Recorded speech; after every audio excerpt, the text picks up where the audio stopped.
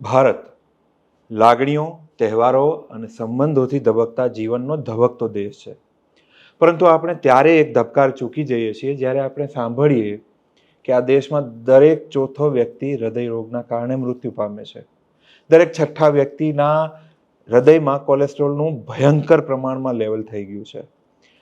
50% જે હૃદયરોગ થાય છે એમાંથી મોટા ભાગના લોકો તો 40ની ઉંમર કે એથી પણ વધારે નીચેની ઉંમરના છે. અને છતાં આપણે આ ભયંકરતા સમજવામાં ખરેખર ખૂબ મોડું કરી દઈએ છીએ. હવે મોડું ના થાય, આપણે વહેલા સમજી શકીએ.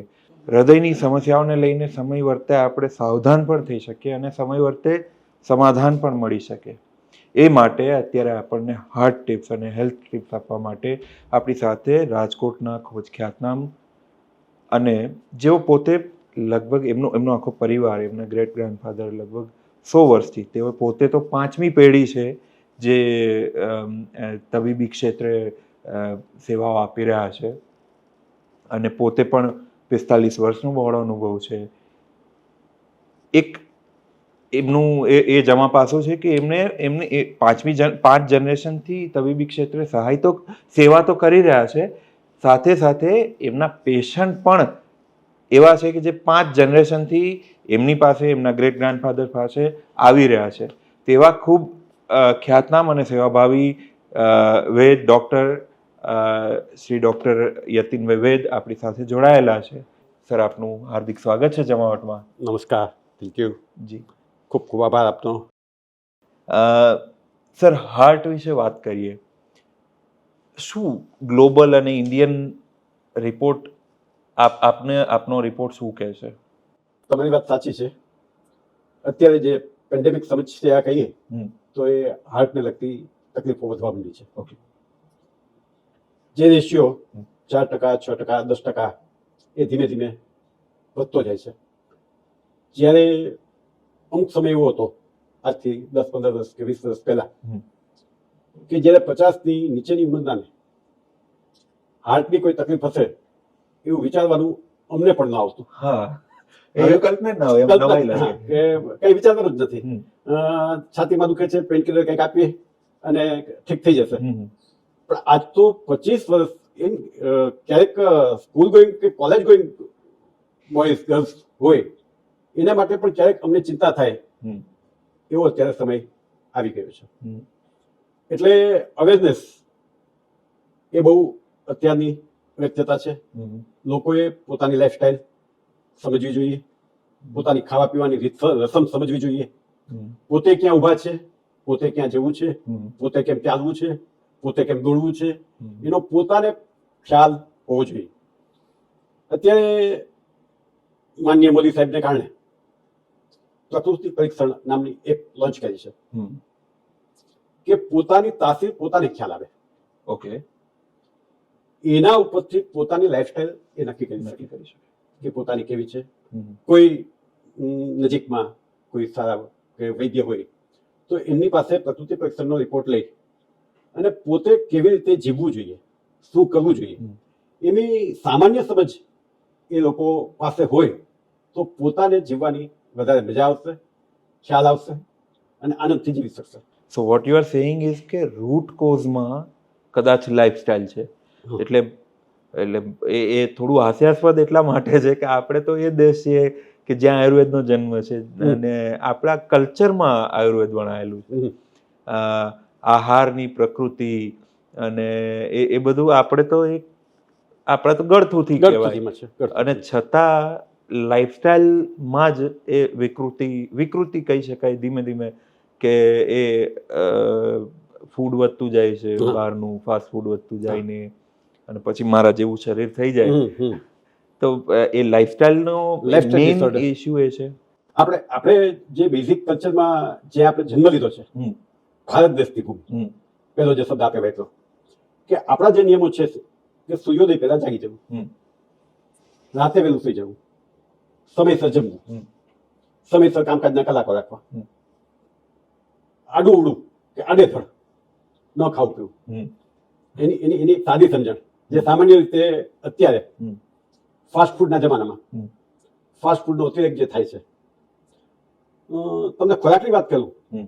તો જે આપણું મૂળભૂત ઇન્ડિયન ફૂડ છે, માનો કે ગુજરાત છે તો દાળ ભાત રોટલી શાક ખીચડી ભાખરી ભાજી. હમ. સાઉથ ઇન્ડિયન છે, બેંગ્લોર જાઓ તો ત્યાં ઢોસા છે, ઇડલી છે, હમ. એ ત્યાંનું ફૂડ છે. તો જે દેશને લાયક જે ફૂડ છે એ એનું બેઝિક ફૂડ. હમ.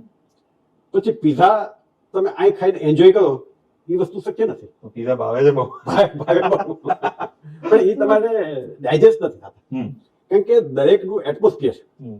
જે દેશનું એટમોસ્ફિયર છે ત્યાં એટમોસ્ફિયરના સેટ મુજબનો ખોરાક સેટ થયેલો છે જ. આપણા ઋષિમુનિઓએ બહુ સરસ બધી વ્યવસ્થા કરી છે. હમ. આપણા પ્રાચીન ગ્રંથોના જે લોઝ છે હમ. એ લોઝ બધા એકદમ વ્યવસ્થિત છે. પણ આપણે બાયલોઝમાં આવતા ગયા, આ કરીને મજા કરવી છે, આ કરીને મજા કરવી છે, આ કરીને મજા કરવી છે. હમ. પણ એ મજા ક્યારે સજા થઈ જાય છે હમ. એ ખ્યાલ નથી નથી. રહેતો.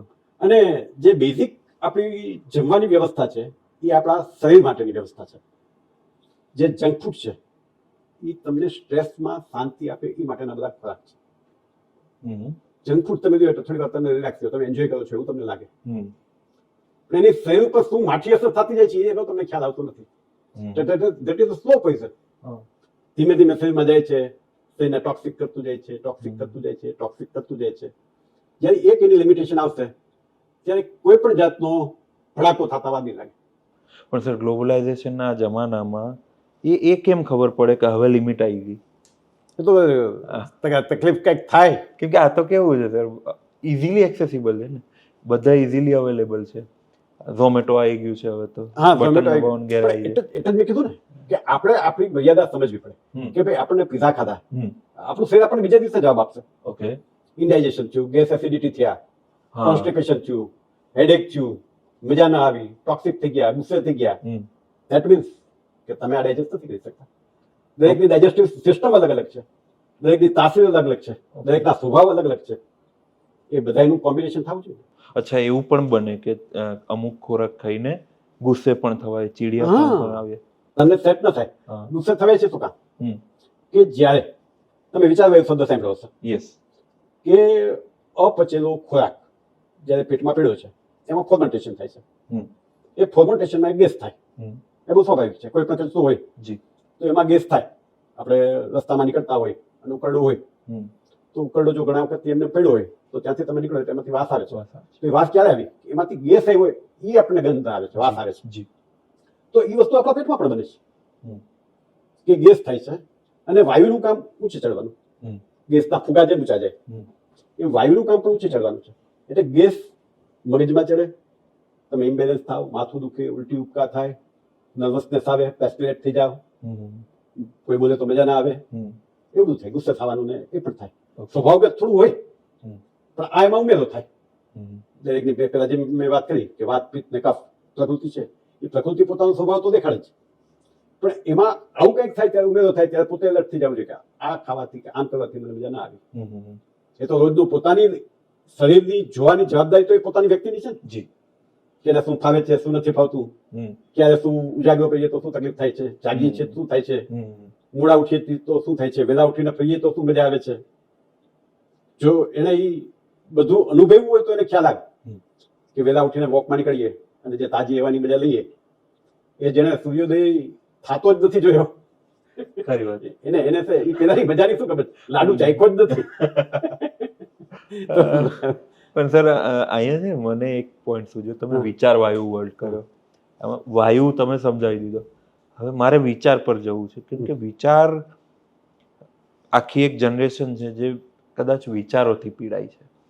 એ સ્ટ્રેસ હોય, એ જોબ્સની ઇનસિક્યોરિટી હોય, ઈએમઆઈના ટેન્શન હોય, મા બાપની થોડી સ્થિતિ, માનો કે બીમારી હોય અથવા ઘરની કોઈ પણ સમસ્યાઓ હોય ને, તો એ જે સ્ટ્રેસ ભેગો થાય છે. વાયુ આપણે બાયોલોજીકલી સમજી લીધું, હવે વિચાર સમજીએ. આ વિચારો હૃદય ઉપર, હાર્ટ ઉપર, એટલે મગજ ઉપર તો ઓબ્વિયસ છે, વિચાર છે એટલે અસર કરવાના જ છે. હાર્ટ ઉપર શું અસર કરે?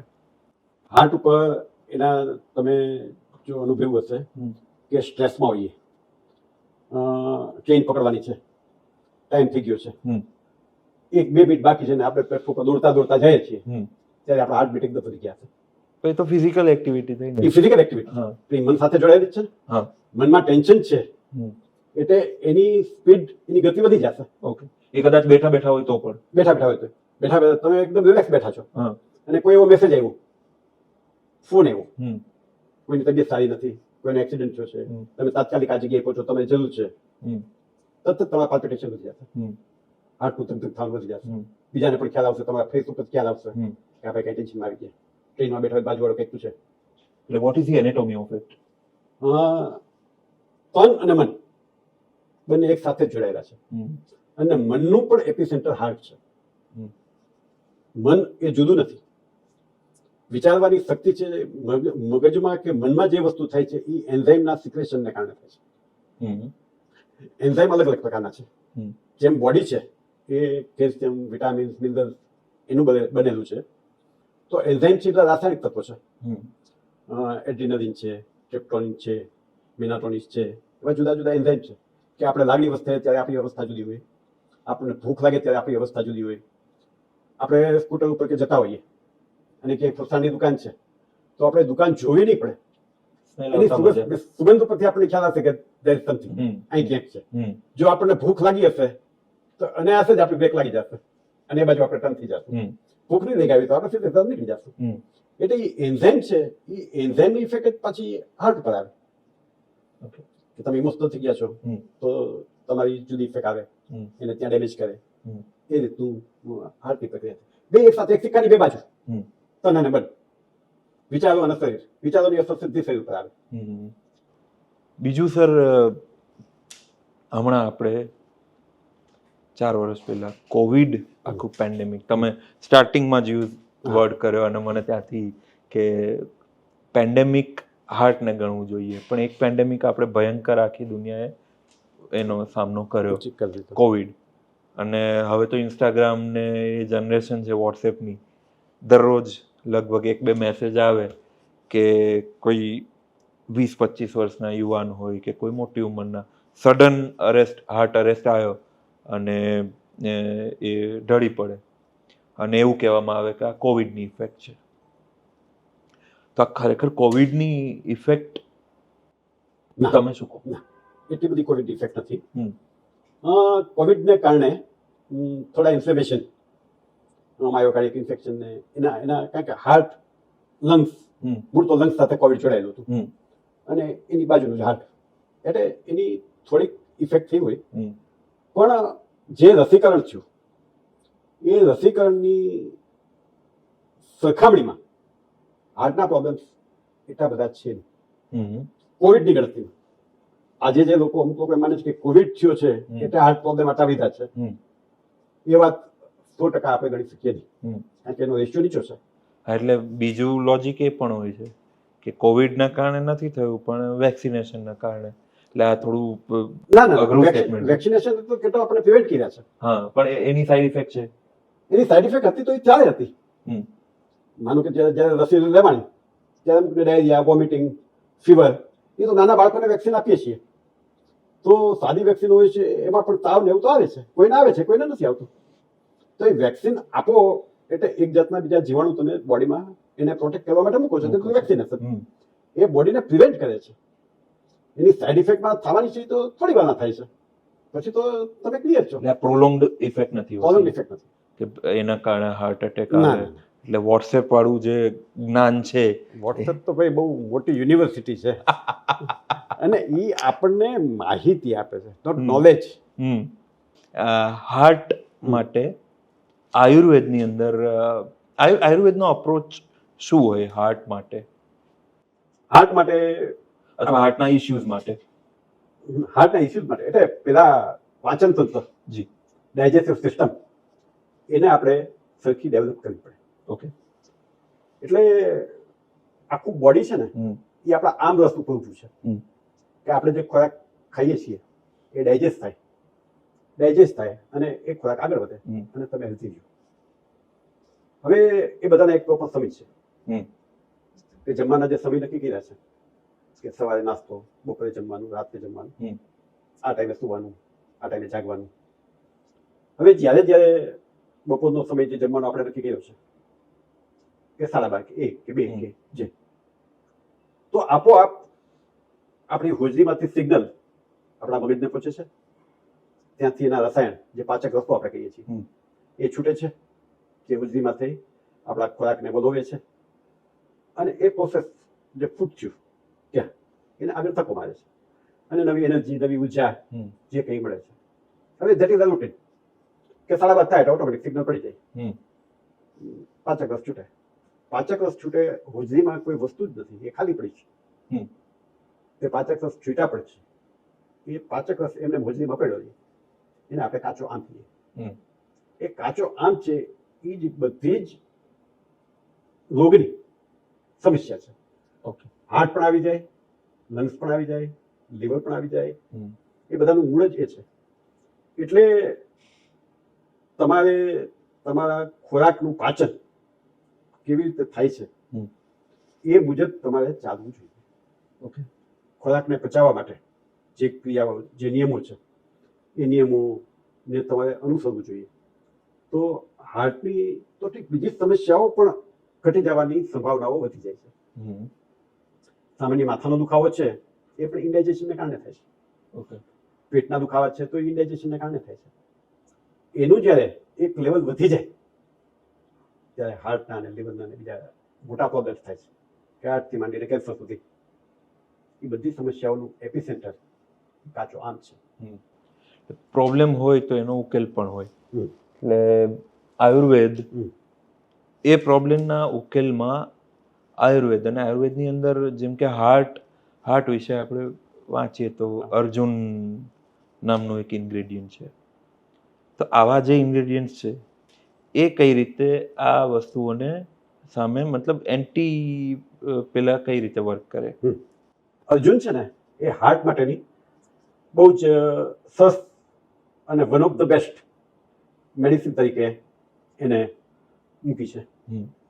અને અર્જુનમાં જે એવા તત્વો છે કે જે એન્ટીઓક્સિડન્ટ તરીકે કામ કરે છે. અર્જુન એટલે આમ હોય? અર્જુન એક વૃક્ષ જ છે. ઓકે. અર્જુન છાલનો પણ ઉપયોગ થાય, અર્જુનનું ચૂર્ણ પણ થાય, અર્જુનના આસવ પણ મળે, અરિષ્ટ પણ મળે. અને એમાં જે મુખ્ય એન્ટીઓક્સિડન્ટ તત્વો છે કે જે બધું જ આપણા બોડીમાં ખૂટતું હોય એનું સપ્લિમેન્ટ કરતી. એટલે જેને કહીએ ને કે ફૂડ બાસ્કેટ કહીએ, વેલ્થ બાસ્કેટ કહીએ, હેલ્થ બાસ્કેટ કહીએ, કે જુદા જુદા તત્વો હોય એના જે જરૂરી વસ્તુ છે એમાં સૌથી વધારે જે હાર્ટને લગતા જે એના તત્વો છે એ અર્જુનમાં વધારે પડતા છે, કે જેને કારણે હાર્ટની સારી ઔષધિ અથવા ડાયમંડ ઓફ ધ હાર્ટનો હીરો જે કહેવાય એ અર્જુન છે. એટલે જેમ હમણાં તમે કીધું કે પેલા એન્ઝાઇમ્સ જરી ગયા હોય, મતલબ અને કેમિકલ્સ, પાચક રસ પેટમાં પડ્યો હોય પણ ફૂડ નથી ગયું અનિયમિત લાઈફસ્ટાઈલના કારણે. તો એવા ટાઈમમાં એ અનિયમિત જે લાઈફસ્ટાઈલ છે, માનો કે મારા ઓફિસના ટાઈમિંગ્સ એવા છે અથવા જોબ એવી છે કે મારો તો 12:30નો ટાઈમ છે ને અહીંયાથી સિગ્નલ મળી ગયું, પાચક રસ તમે કીધું એમ પહોંચી ગયા, પણ એ પ્રોસેસ ફૂડ ત્યાં પહોંચ્યું નથી અને એના કારણે પછી પ્રોબ્લેમ્સ શરૂ થાય. એવા ટાઈમે જે અર્જુન છે અથવા આયુર્વેદની જે દવાઓ છે, કેમ કે આયુર્વેદ એવું કહેવાય કે તરત રિલીફ નથી, એલોપેથીની જેમ આમ દવા પીધીને આમ તમને મટી ગયું એવું નથી થતું. એ તો લાઈફસ્ટાઈલ બની જાય છે ને આયુર્વેદિક. તો એ કઈ રીતે વર્ક કરી શકે એવા ટાઈમમાં જ્યારે મને તકલીફ જ છે? ના, તકલીફ છે ત્યારે તમે એવી પણ ઘણી ઔષધિઓ છે કે તમને ગેસ થયો છે તો એના જે હિંગાષ્ટક છે, જે હિંગાષ્ટકમાં રસોડામાં બનતી અથવા રસોડાના જે ડબ્બામાં મસાલીઓ જે કહીએ એ મસાલિયામાં જે પડ્યું છે એ જ બધી દવા છે. એ દવાને આપણે ગણીએ કે મસાલા ગણીએ, પણ એ લઈ લો એટલે ગેસ નહીં ઓછો થઈ જાય. આ ટાઈમ છે એન્ઝાઇમ સિક્રેશન માટે. તો તમને ખ્યાલ આવવો જોઈએ કે તમારા એન્ઝાઇમ સિક્રેશન પાચક રસ આવી ગયા છે તો તમે કંઈ પણ ફ્રૂટ કેવું લઈ લો, એપલ છે, ચીકુ છે, જે તમારી વ્યવસ્થા સમજી લેવી જોઈએ કે ભાઈ આ ટાઈમ છે તો આ તમારે લઈ લેવું છે. તો એ લઈ લો. ત્યારે દવાની જરૂર નથી, ત્યારે ખોરાકની જરૂર છે. કે જ્યારે પાચક રસ જે પડ્યો છે એને જોઈએ છે ખોરાક, એને ત્યાં દવા નથી જોતી. એટલે હાર્ટની હેલ્થ રાખવી હોય તો લીવરની હેલ્થ જરૂરી છે, જેમ તમે કીધું એમ કનેક્ટેડ જ છે. હા, બધું કનેક્ટેડ છે. હમ એટલે માનો ને કે તમે એક કારનો જ દાખલો લો, એક્ઝામ્પલ કે કાર છે તો એની આપણે સર્વિસ કરાવીએ, કારણ કે એનું એન્જિનને તમે નિયમિત સફાઈ કરો તો તમારી ગાડી બરોબર ચાલે. આ ગાડીને ચલાવવા માટે હાર્ટમાં કંઈ બ્લોકેજીસ ન થાય કે હાર્ટમાં કંઈ સમસ્યા ન થાય એના માટે નિયમિત એની સફાઈ કરવી જોઈએ. અને એના માટેના જે ઔષધો લાઈફસ્ટાઈલ જે આવે એ છે. તો બીજી બાજુ જોઈએ તો લીવર છે, એ તમે એક્સિલેટર કયો કે આપણું લીવર કયો, એ બેને તમે કમ્બાઈન રાખી શકો. ઓકે, કે તમારે કેટલું ભગાવવી છે તમારી ગાડી, એને કંટ્રોલમાં રાખવી છે, ભગાવવી છે તો એક્સિડન્ટની તૈયારી રાખજો. નોર્મલ ચાલવું છે, સ્ટ્રેસ પણ નથી, સમયસર પહોંચી જશો, લીવર નહીં જાજુ જો નહીં પડે તો આ લીવર નહીં જાજુ જો નહીં પડે. આયુકલસ જેને કહીએ ને કે એક બહુ જ ઓથોરાઇઝ્ડ એપ્રુવલ સારી ઔષધિ, એનું આખું તૈયાર કર્યું છે. જેમ હમણાં અર્જુનની વાત થઈ ત્યારે મેં કીધું કે અર્જુન છે એક ફૂડ બાસ્કેટ છે, હેલ્થ બાસ્કેટ છે. જી, આયુકલસ હું સંપૂર્ણ કહીશ. ઓકે, કારણ કે એણે એમની સાથે લસણ, આદુ, દાડમ, સફરજન, લીંબુ, મધ, યવક્ષાર, જવક્ષાર આ બધી વસ્તુઓ મેળવી અને આખો સંપૂર્ણ તૈયાર થયો છે. કે તમારે અલગ અલગ વસ્તુ લેવી ન પડે. મધ છે તો લુબ્રિકેટિંગ છે. જે મેડિકલ લાઈનમાં ગયા હશે, જેને જોયું હશે, જેને ડિસેક્શન કર્યું હશે, એને ખ્યાલ હશે કે હાર્ટ છે એ આખું લુબ્રિકેટેડ હોય. તમારા એક હાથમાં પકડાય નહીં, બે હાથમાં રાખવું પડે, લપસી જાય. એટલે તમે કોઈ પણ હોસ્પિટલની જે હાર્ટ કેર હોસ્પિટલ છે જી, એ લોકો લઈને દેખાડશે ત્યાં સામાન્ય રીતે બે હાથમાં રાખીને દેખાડશે કે એટલું લુબ્રિકેટિંગ છે. એટલે મધને પણ આયુકલસમાં સમાવી દીધું છે વિટામિન સી તરીકે. લીંબુ પણ આવી ગયું, લસણ તો છે જ, એ જેમ અર્જુન છે એટલું જ ઉપયોગી લસણ છે. આદુ પોતે છે એ આદુ ગ્રાહી છે, સર્વ રોગમાં બધામાં વપરાય અને વાયુ, પિત્ત, કફ બધી તાસીરને એ અનુકૂળ આદુ. એટલે ઘણા લોકો એમ માને છે કે ઉનાળામાં આદુ ન પીવાય, ગરમ લાગે, પણ એવું નથી. એ પણ પી શકાય. પણ એ કેવી રીતે લેવું, એ જેમ આપણે પહેલા વાત થઈ એ પ્રકૃતિ આધારિત એ હોવું જોઈએ. પછી દાડમ તો યુનિવર્સલ છે, કોઈ પણ તાસીર. અને એપલ એ પણ છે, એપલ એ ડે ડોક્ટર હવે એ યુનિવર્સલ છે. ક્ષાર છે જે બી યવક્ષાર ને જવક્ષાર એ છે, એ બોડીને ડિટોક્સ કરે છે. બોડીમાં જે કંઈ કચરો છે એ કચરાને એ સાફ કરવાનું કામ કરે છે. લોહીમાં કચરો હોય એટલે હાર્ટની અંદર પણ રક્તવાહિની, શુદ્ધ લોહી, અશુદ્ધ લોહી, આવો આપણે સ્કૂલમાં ભણતા ત્યારે પણ ધમની શિરાને એટલે અશુદ્ધ લોહી હોય એટલે બોડીને ક્ષાર છે એ ક્ષાર પોતે બોડીને ડિટોક્સ કરવાનું કામ કરે. ચિકાસ છે ને, મીઠું છે તો ચિકાસ કાઢવી હોય તો મીઠું જોઈએ. ક્ષાર એ એક જાતનું મીઠું છે, પણ આયુર્વેદની એક ઔષધિ. તો એ ચિકાસને અને એને સાફ કરે, બોડીને યુરિન સરખો પાસ થાય, કિડનીમાંથી કચરો છે એ પણ ડિટોક્સ કરે. એ બધી વસ્તુઓ છે, એ બધી છે. પછી એક 10 મૂળ વાત છે. 10 મૂળ વાત જ એવું નામ છે કે 10 મૂળનું જે એક્સટ્રેક્ટ છે કે જે બધી જ સમસ્યાઓ ને દૂર કરે છે.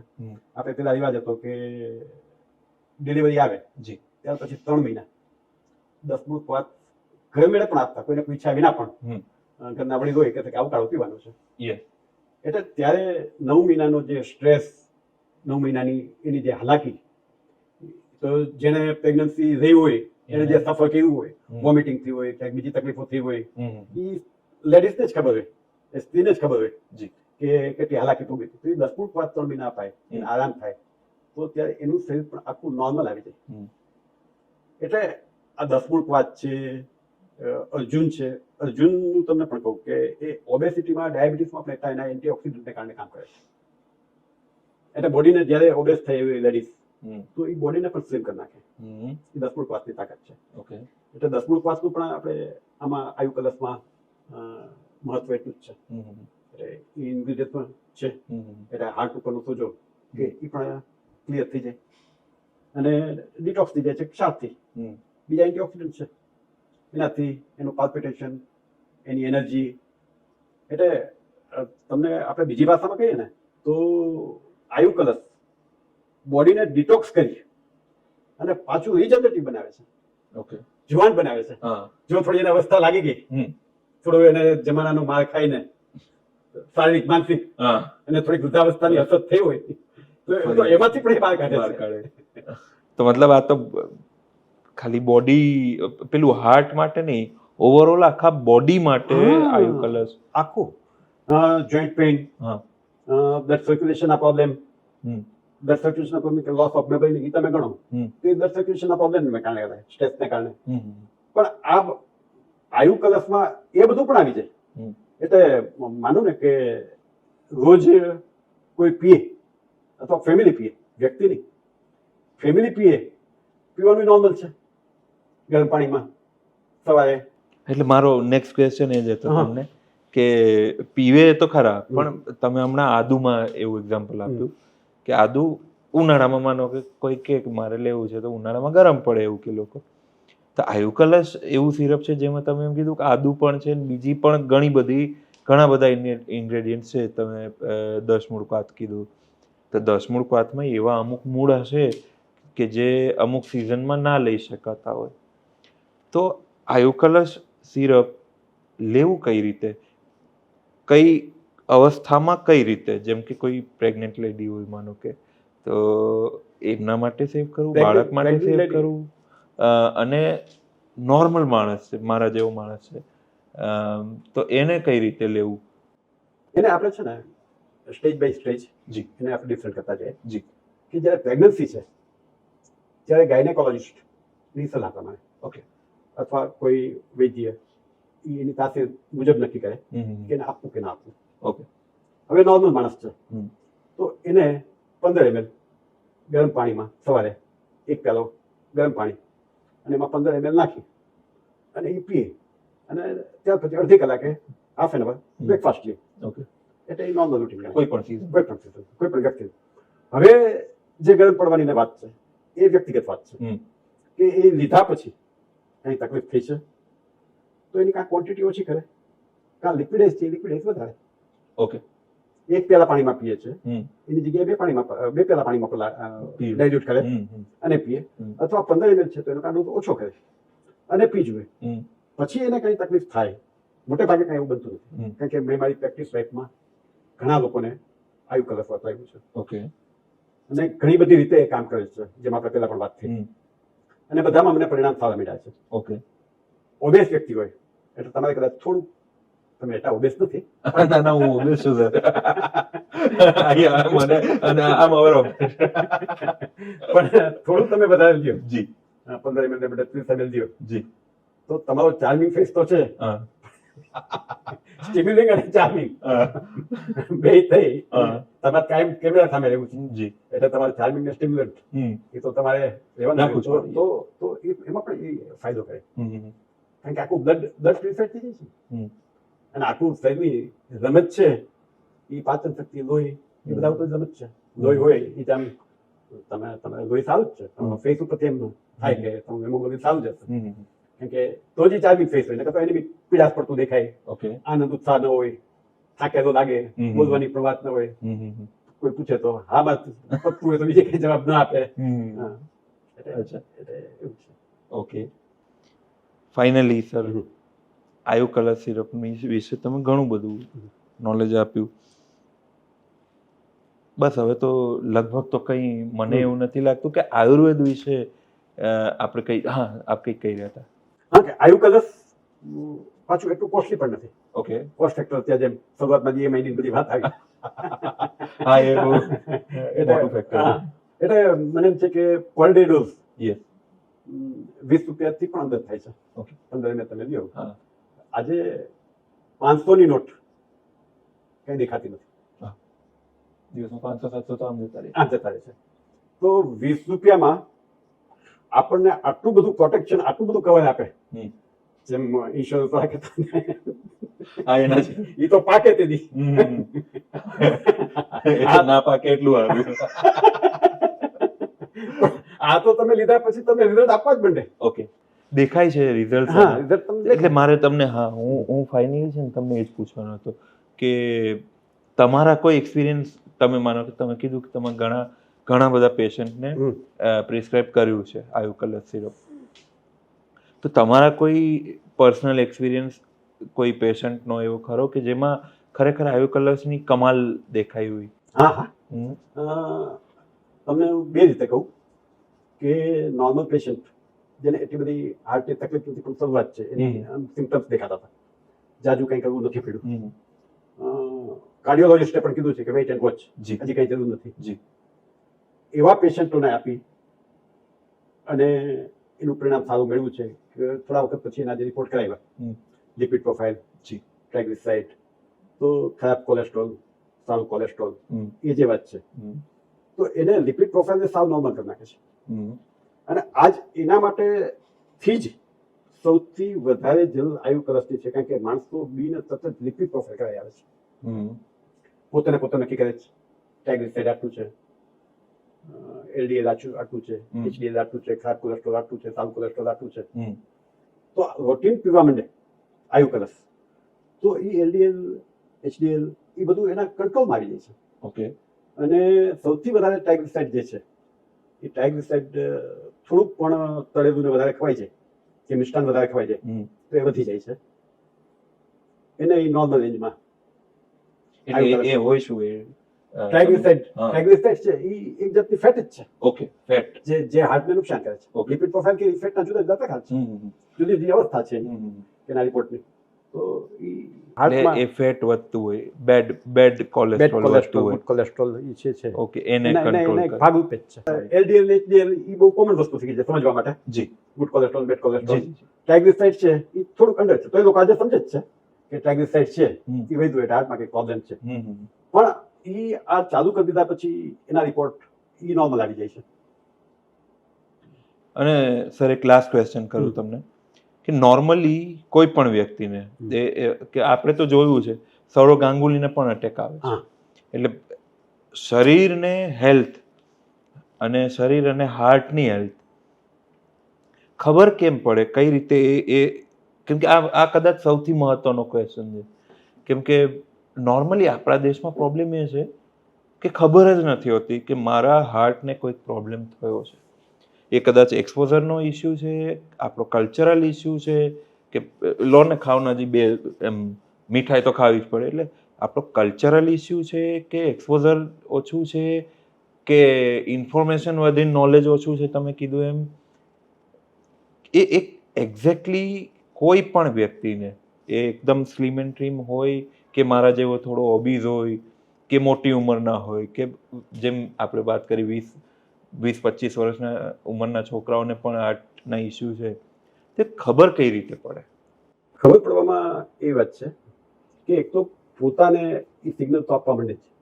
એટલે સિગ્નલ ડિકોડ કઈ રીતે કરવા? એ જ કહું છું કે એક તો એને થોડીક થાકની અસર થાય, ઓકે, કારણ કે બ્લડ સર્ક્યુલેશન ઓછું થાય, ધીમું થાય, પછી થોડુંક ચાલે કે દોડે તો એને હાફ ચડવા માંડે, બીજું લક્ષણ. બીજું કે એને કામમાં રુચિ ઓછી થઈ જાય. ઓકે, એને કામ કરવાનું છે, સબકોન્શિયસ માઇન્ડમાં એને થોડીક બીક પણ હોય કે કદાચ આવું હશે તો. ઓકે, પણ એ પોતાને જેને કહે ને કે સહાનુભૂતિ કે મને કાંઈ નથી થવાનું એમ કહી અને કોઈ પાસે પૂછવા કે જાય નહીં, મને કાંઈ નથી, મને કાંઈ નથી. પણ આ તો સિગ્નલ આપે છે, હાર્ટ છે એ તો સિગ્નલ આપે જ, કારણ કે એના પાલ્પિટેશનમાં ફેર થયો હોય, એને સ્ટ્રેન્થ પડતું હોય તો એ તમને મેસેજ તો આપે જ. એ પોતે વિચારવું પડે કે આ મને મુશ્કેલી ઊભી થાય છે. તમે કીધું એમ મહેમાન તરીકે ગયા હોય ને બે વધારે ખવડાવે અને જો આપણને તકલીફ થતી હોય તો આપણે હાથ જોડીને ના પાડવામાં જરાય સંકોચ રાખવાનો નહીં, કારણ કે હોજરી અને હાર્ટ એ પણ એકદમ નજીક છે. વધારે ગેસ થાય તો એનું પ્રેશર હાર્ટ ઉપર આવે એટલે હાર્ટ ઉપર પ્રેશર આવવાના કારણો ઘણા છે. ઇમોશન્સ પણ એટલા જ છે, જી. લાગણીથી જોડાયેલા પણ એટલા જ છે, તો આપણો આખો દેશ જ છે. આખો દેશ છે, જી. એટલે એ પણ કારણો છે. હમ. પણ પોતાએ અવેરનેસ એ આ બધી વસ્તુઓથી જોવું પડે કે એના સ્વભાવમાં ફેરફાર થઈ જાય. હમ. એ ચીડિયાપણું આવી જાય, કોઈ એના મિત્રો સાથે વાત કરવી ન ગમે, આ બધા છે એ ધીમે ધીમે શરૂ થતા લક્ષણો છે. ઓકે. એટલે બોડી લેંગ્વેજમાં આપણે જે હતા એનાથી કંઈક આપણે જુદા થઈએ છીએ ઓકે. એવું જ્યારે આપણને ફીલ થવા માંડે ત્યારે હાર્ટનું કંઈક પણ આપણા શરીરમાં તોફાન ચાલી રહ્યું છે એવું આપણે ડિટેક્ટ થઈ જવું જોઈએ. ઓકે. એટલે કીન ઓબ્ઝર્વેશન પોતાનું પોતે તો રાખવું પડે. મને કઈ નથી, મને કઈ થવાનું નથી એમ કરીને જીવવાની આયુર્વેદનો કદાચ બેઝ જ આ છે. બે જ છે. સ્વ અધ્યયન. સ્વાધ્યાય એટલે યોગ, પ્રાણાયામ, આ બધું શું છે હમ. કે તમારી બ્રીથિંગ એક્સરસાઇઝને કારણે બધું એ નોર્મલ રહે, બધું અને બોડી તમને- ડિટોક્સ થયા કરે. તમને તમને પોતે તમે ક્યાં છો, એ આઈડિયા આવે.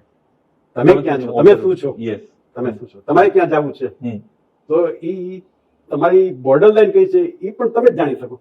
ઓકે. યોગ પ્રાણાયામ જે છે આજે તો મોદી સાહેબે ક્યાં મૂકી દીધું છે યોગ પ્રાણાયામને. હમ. પણ એ આયુર્વેદ છે ને એ એક મોટો ખજાનો જ છે. એ ઋષિ મુનિઓએ વર્ષોથી નક્કી કરી દીધું હતું કે આજે જંક ફૂડ આવવાનું જ છે. એની વ્યવસ્થા અત્યારે જ મૂકી દીધી. અને ત્યારે કંઈક આવા ઇસ્યુઝ હશે પણ શું હશે એ તો હવે આપણે ખબર નથી. હમ. એ લોકો ડિક્લેર નથી કર્યા. પણ આપણે કેમ સારા રહીએ. હમ. આયુર્વેદનો તો બેઝ જ ઈ છે કે તમે સાજા રહ્યો, સારા રહ્યો, હમ. સ્વસ્થ માણસ રહ્યો, એવો જ આયુર્વેદનો એક ઉદ્દેશ છે. એને કોઈ માંદા પડે જ સ્વીકાર્ય નથી. હમ. માણસની લાઈફસ્ટાઈલ જ એવી હોય કે માંદો પડે જ નહીં. Alright. પણ પડે છે તો શું? હમ. તો જ્યારે આવી સારી કંપનીઓ છે એને સારા આવા જેને કહીએ ને કે એક મોલિક્યુલ સારી અવસ્થામાં એક ડોઝ તૈયાર કરી અને મૂક્યું કે જે અલગ અલગ માણસોને લેવું ન પડે.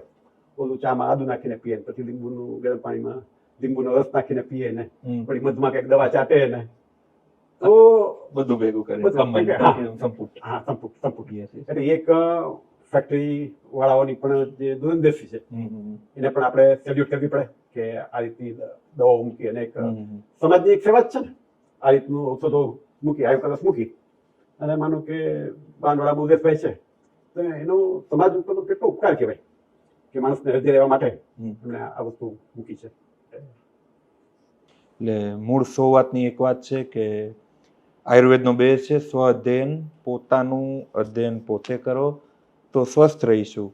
અને જ્યારે ખબર પડે કે તકલીફ છે ત્યારે એક સાથી હોય આવો આયુર્વેદ નામનો આપણી, અને આપણા ઋષિમુનિઓ, આપણા પૂર્વજો આપણને આપી ગયા છે, એનો ઉપયોગ કરતા થઈએ તો કદાચ આનાથી બચી શકીશું.